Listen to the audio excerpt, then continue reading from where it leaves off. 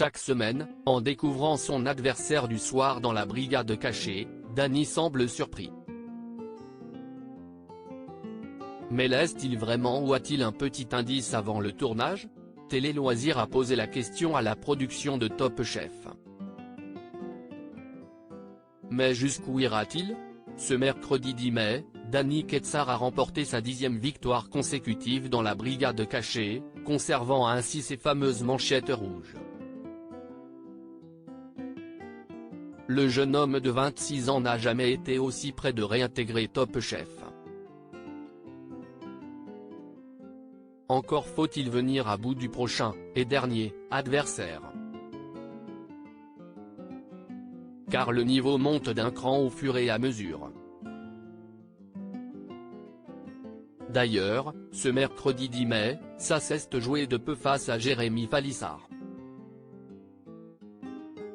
Si est très difficile à départager, a d'ailleurs souligné Hélène Darroze. Une victoire d'autant plus savourée qu'ils sont devenus amis lors du tournage de Top Chef. Quand ils découvrent l'identité de leur adversaire, les deux candidats tombent des nues.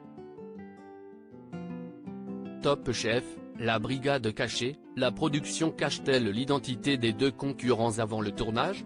Et ce n'est pas une scène surjouée puisqu'un est fait, aucun des deux ne sait qui il va affronter avant de débarquer sur le plateau. On ne dit rien à Dany avant, il le découvre comme ça. Et inversement, nous assure Romuald de Gravelot, directeur des programmes de Studio 89, la société de production qui produit Top Chef. Une règle stricte afin de préserver au maximum l'effet de surprise. Le programme de deuxième partie de soirée mise en effet sur le secret pour apporter plus de rythme au concours. Le tournage de la brigade cachée s'est d'ailleurs déroulé dans des conditions particulières. On était une petite vingtaine sur le plateau, contre une centaine pour Top Chef, note de la rédaction. On a resserré l'enregistrement sur 4 jours, tourné sur des journées où le plateau était vide, parfois plus tard que prévu. On a maintenu le secret en prévenant les candidats à la dernière minute, poursuit le producteur.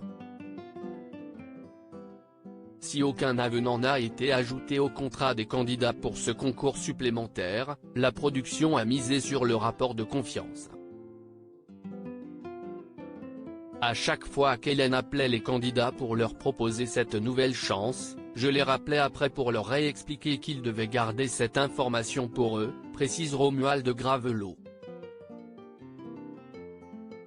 Dany est-il favorisé dans la brigade cachée de Top Chef 2023 ?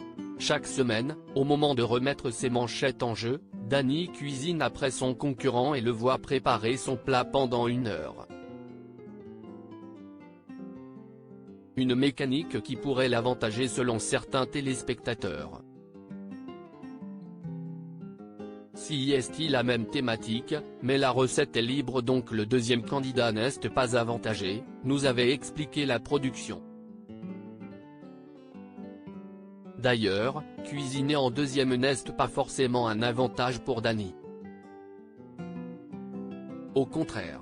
Moi, je me dis que cela peut être même un inconvénient parce que si la personne réalise l'idée ou la technique que tu avais imaginée à l'origine, ça te limite tout de suite, s'est-il défendu.